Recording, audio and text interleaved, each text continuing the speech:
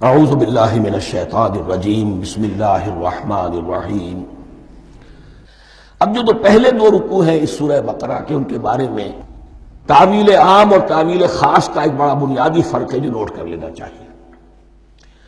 جس وقت یہ سورت نازل ہو رہی ہے، میں عرض کر چکا ہوں کہ 12 سال ہو چکے تھے حضور کو اپنا فریضہ نبوت و رسالت ادا کرتے ہوئے۔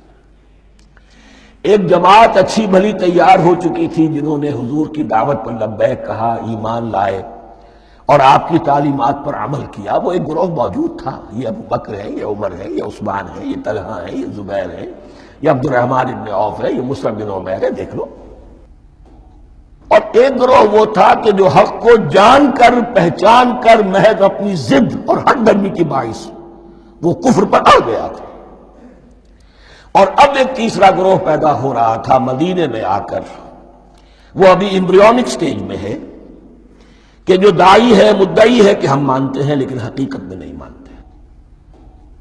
یہ تین قسم کے گروہ دنیا میں ہمیشہ پائے جائیں گے، ہمیشہ۔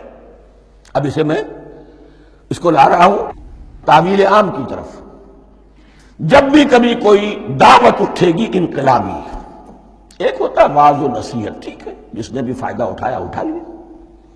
ایک ہوتی ہے دعوت انقلابی، وہ انقلابی دعوت کا ہدف ہوتا ہے نظام کو بدلنا۔ نظام بدلتا ہے تو ظاہر بات ہے کہ جو لوگ اس نظام میں جن کے ویسٹڈ انٹرسٹ ہیں اور جن کو پریولیجز حاصل ہیں، جن کے مفادات ہیں، وہ تو لازماً اپنے نظام کا تحفظ کریں گے۔ ٹکراؤ ہوگا، تصادم ہوگا، تصادم میں جانی نقصان بھی ہوگا، مالی نقصان بھی ہوگا۔ یہ گویا کہ کسی انقلابی دعوت کے لوازم ہیں۔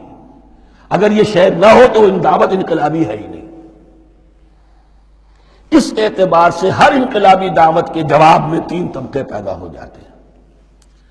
ایک وہ کہ جو اس دعوت کو قبول کرتے ہیں دیانت کے ساتھ، خلوص کے ساتھ، اخلاص کے ساتھ، اور پھر پوری جواں مردی کا ثبوت دیتے ہیں، ہر بعد آباد، اب جو آئے سو آئے، جان دینی پڑے حاضر ہیں، مال دینا پڑے حاضر ہیں، کوئی تکلیف آئے، کوئی مشقت آئے، کوئی مصیبت آئے، کوئی قربانی کرے، حاضر۔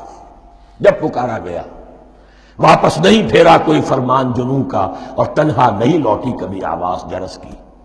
خیریت جا راحت تن صحت داما، سب بھول گئی مصلحتیں اہل ہوس کی۔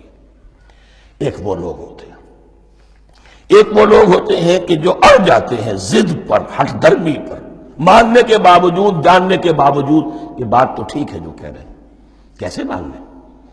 ہماری سیادت، ہماری چودراہٹ، ہمارے مفادات، ہمارے یہ ساری چیزیں ان سب کے اوپر زد پڑ رہی ہے۔ یہ لوگ اڑ جاتے ہیں اور پھر کوئی دعوت، کوئی نصیحت، کوئی مزید افہام و تفہیم ان کے حق میں مفید نہیں ہوتی۔ اس لیے کہ صحیح بات ہے جو کہتے ہیں کہ سوتے کو تو جگایا جا سکتا ہے، جاگتے کو کیسے جگائے؟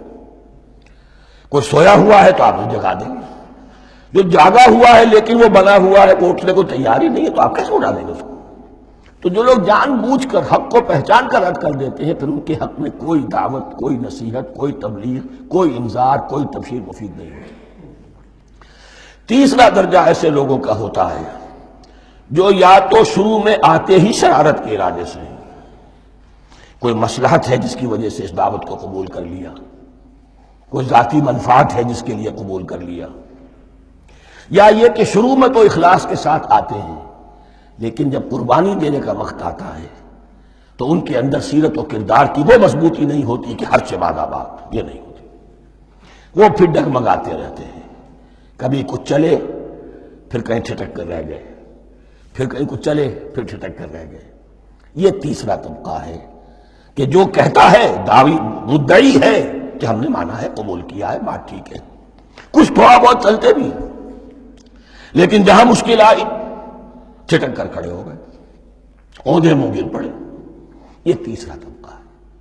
اس کے لیے لفظ ہمارے ہاں منافقین بھی ہے، لیکن اس رکوع میں آ کر، ابھی ان 4 رکوعوں میں نہیں بلکہ سورہ بقرہ میں مکمل میں بھی کہیں نفاق کا لفظ نہیں آیا ہے، اس لیے کہ اسے مرض سے تعبیر کیا گیا۔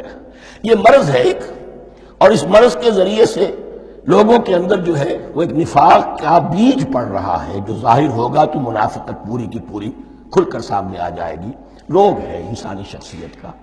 اس حوالے سے وہ تیسری، اور یہ چونکہ اہم ترین حصہ تھا اور یہ مرض اب شروع ہو رہا تھا، مدینے میں، مکے میں نہیں تھا، لہذا زیادہ تفصیل سے اس کے بارے میں گفتگو ہوئی۔